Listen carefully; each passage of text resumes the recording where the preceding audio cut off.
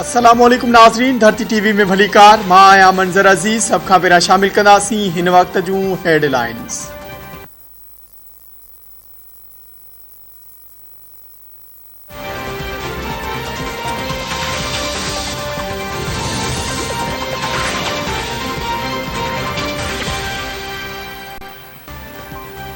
हुकूमत चो सदर आरिफ अलवी ऐं अॻूणे वज़ीर आज़म इमरान खान खिलाफ़ आर्टिकल 6 तहत कार्रवाई जो फ़ैसिलो।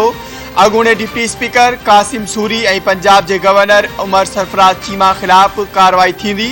कानून ऐं इंसाफ़ वारी वज़ारत रेफरेंस ते तैयारी शुरू करे छॾी। ज़रियनि मूजिब सदर आरिफ अलवी पार्टी चेयरमैन जे हुकुम ते आइन कुर्बान करे छॾियो। क़ौमी असेंबली में बेएतमादी रिथ जे अमल में आइन जी भञकड़ी कई वई ऐं पंजाब असेंबली में भी आइनी अमल के सबूतार कयो वियो। रेफरेंस में उन्हनि नुक़्तनि ते गौर वीचार।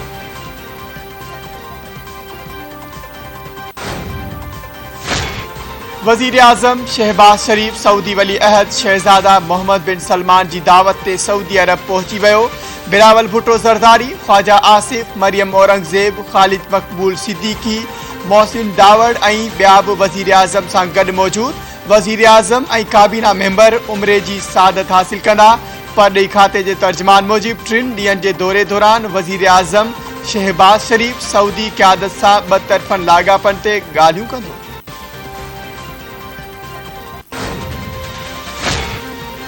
सऊदी अरब जे दौरे जो मक़सद भाईचारे ऐं दोस्ती वारनि लाॻापनि जी तजदीद जो अहद करणु आहे।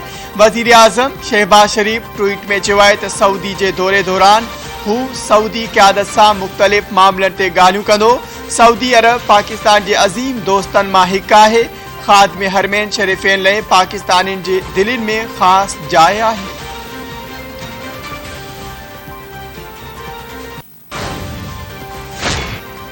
लाहौर हाई कोर्ट जे फ़ैसिले ते अमल न थियो। हमज़ा शहबाज के पंजाब जे वॾे वज़ीर तौरु कसम न खणायो वियो। स्पीकर परवेज़ इलाही पंजाब असेंबली जो इजलास मुख़्तसर कार्रवाई बैदि 16 मई ताईं मुलतवी करे छॾियो। नोटिफिकेशन जारी। स्पीकर परवेज़ इलाही जो चवणु आहे त नून लीग IG पंजाब खे इस्तेमाल करे रही आहे। खेसि इख़्तियार आहे त हू कॾहिं इजलास घुराए थो। पंजाब में बहरान जो ज़िम्मेवार केरु आहे इहा सभिनी खे ख़बर आहे। केरु थो चवे त पंजाब में वॾो वज़ीर नाहे, चूंड थी नाहे त सूबे में बहरान कीअं थियो। उस्मान बोज़दार अञा ताईं पंजाब जो वॾो वज़ीर आहे। उस्मान बोज़दार जा इख़्तियार बहाल आहिनि। असेंबली अंदरि पुलिस दाख़िल थियण सबबि मसइलो थियो। मरियम नवाज़ जो चवणु आहे त अदालती हुकुम बावजूद हमज़ा शहबाज जी अलफ़बरदारी खे नक जी पकाई सां रोकियो पियो वञे। बनी ॻाल्हा जा भूत जेकॾहिं ॻाल्हियुनि सां नथा मञनि त पोइ सख़्तीअ सां मुंहुं ॾियणु घुरिजे। दिलेरी सां आइन ऐं कानून जो मज़ाक़ उॾाइणु नॉर्मल इंसान जो कमु न आहे। उन्हनि चरनि खे चरनि जे इस्तेमाल में भर्ती कराइणु घुरिजे। गद्दारी ऐं तौहीन अदालत जा केस हलणु घुरिजनि। पंजाब जे गवर्नर उमर सरफराज चीमा सदर आरिफ अलवी जे ख़त जो जवाब ॾेई छॾियो। आइनी नुक़्तनि जी तशरीह लाइ सदर खां राय घुरी वरिती। सदर आरिफ अलवी ख़त में पंजाब जे गवर्नर खे लाहौर हाई कोर्ट जे हुकुम ते अमल कंदे नए चूंडियल वॾे वज़ीर हमज़ा शहबाज खां हलफ़ खणाइण जी हिदायत कई हुई।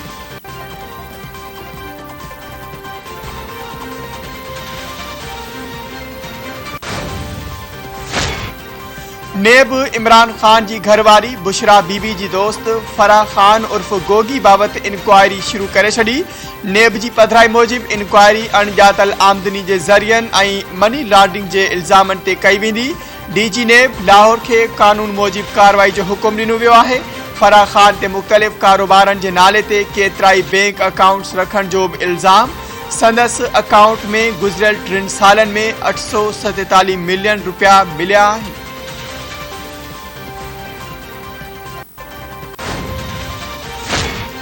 मूं न कुझु लिकायो आहे ऐं न ई जांच खां बचण जी कोशिश कई आहे। नेब जी इंक्वायरी आॾो ज़ाती हैसियत में लीगल टीम सां गॾु पेश थींदुसि। फराह खान जो नेब इंक्वायरी शुरू थियण ते रद्द अमल। पेट्रोलियम इस्मन जे अघनि में वाद जी समरी रद्द। वफ़ाक़ी सरकार जो पेट्रोल डीज़ल ऐं गासलेट जूं पुराणियूं क़ीमतूं बहाल रखण जो फ़ैसिलो। सुध समा वारे वफ़ाक़ी वज़ीर मरियम औरंगज़ेब जो चवणु आहे त महांगाई खां तंग अवाम खे गुज़िरियल हुकूमत जी नाअहली ऐं ग़लतियुनि जी सज़ा नथा ॾेई सघूं। कराची यूनिवर्सिटी आपघाती हमले जी जांच में अहम अॻुभराई। कानून लागू कंदड़ इदारनि जो स्कीम टेठी जी सोसाइटी में औरत जे वालिद जे घर ते छापो। CTD ज़रियनि मूजिबि लैपटॉप ऐं ॿिया दस्तावेज़ कब्ज़े में वठी घर खे सील कयो वियो। घर मां सरकारी नंबर प्लेट वारी गाॾी में अच वञ थींदी रही आहे। साॻिए ई घर मां कुझु हफ़्ता अॻु बमबार औरत जी भेण अस्मा जी शादी थी हुई। यूनिवर्सिटी ते आपघाती हमलो कंदड़ औरत जा 6 भेनर भाइर आहिनि। संदसि हिकु भेण PhD डॉक्टर बि आहे।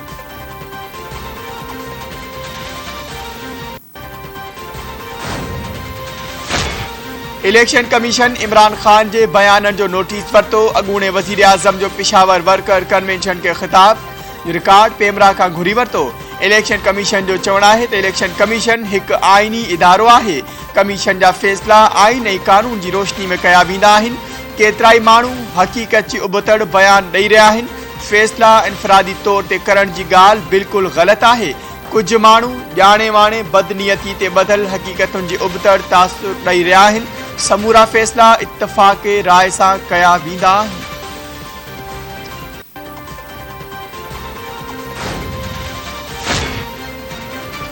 इलेक्शन कमीशन सां न विढ़ो पर फॉरेन फंडिंग जी चोरी जो केस विढ़ो। आइन कानून ऐं इदारनि जो एहतराम करियो।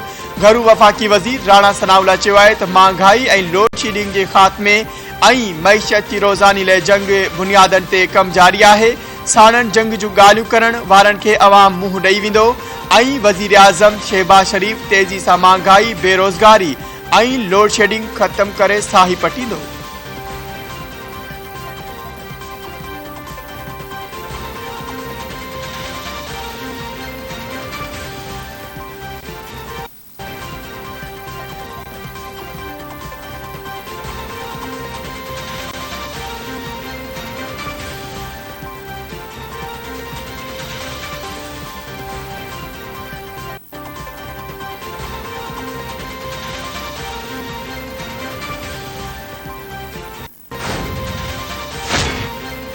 सिंध जे 14 ज़िलनि में 26 जून ते मकानी इदारनि जूं चूंडूं थींदियूं। 10 खां 13 मई ताईं उम्मीदवारनि खे नामज़दगी काग़ज़ तलब।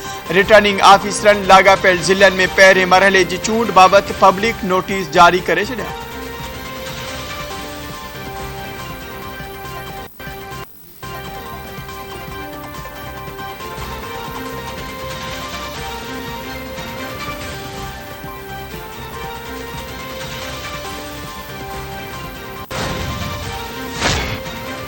सखर में पुलिस ऐं ॾोहारियुनि विच में मुक़ाबले दौरान ASI शहीद बेराज कॉलोनी में फुर जे इरादे सां बीठल ॾोहारियुनि पुलिस खे ॾिसी फरार थियण जी कोशिश कई।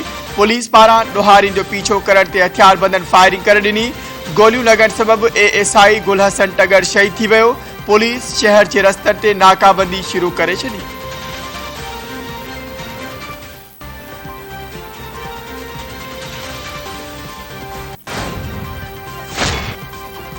खिपुरो वेझो नारा केनाल में वेझण दौरान 2 नौजवान बुॾी विया। चौपाए माल जा धनार मोहरम हिंगोरो ऐं लालियो गजू नारा केनाल में वेझण दौरान बुॾी विया। 5 कलाक बाद लालियो गजू जो लाश हथ अची वियो। मोहरम हिंगोरो जी ॻोल्हा जारी।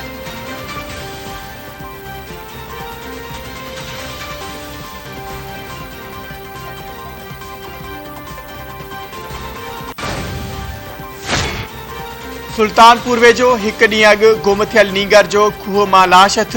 वारसनि खे नीगर खे अगवा बैदि क़त्ल करण लाश खूह में उछलाइण जो शक। पुलिस जांच शुरू करे छॾी।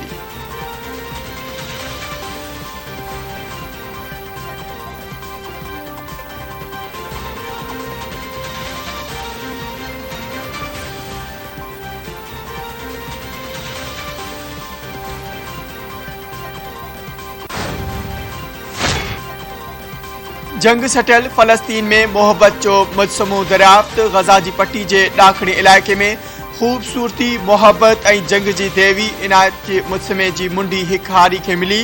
क़दीम मागंज फ़लस्तीनी माहिरनि जो चवणु आहे त कनानी देवी अनाज जो मुजसमे जो सिर 4,500 साल पुराणो आहे। मौसमियाती तब्दीली वारी वज़ारत समूरन सूबन के हीट वेव जो बाज़ाब्ता अलर्ट जारी करे छॾियो। मौसमियाती तब्दीली वारी वफ़ाक़ी वज़ीर श्री रहमान जो चवणु आहे त दुनिया समेत ॾखण एशिया के हिन साल सख़्त गर्मी के मुंहुं ॾियणो पइजी रहियो आहे। पाकिस्तान ऐं भारत जी सरहदी इलाइक़नि में गर्मी पद 49 खां 50 सेंटीग्रेड ताईं पहुचण जो ख़दशो ज़ाहिर कयो वियो आहे।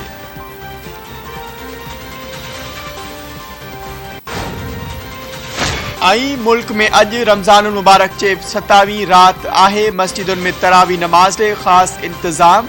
मुल्क जी सलामती ऐं तरक्की ले ख़ासि दुआऊं घुरियूं वेंदियूं। शबे क़दर में इबादतनि लाइ मस्जिदुनि में ख़ासि इंतज़ाम कया विया। शहरी सॼी राति मस्जिदुनि में क़याम कंदा, नफ़िल जी अदायगी, क़ुरान पाक जी तिलावत ऐं इस्तग़फ़ार जी दुआ कंदा।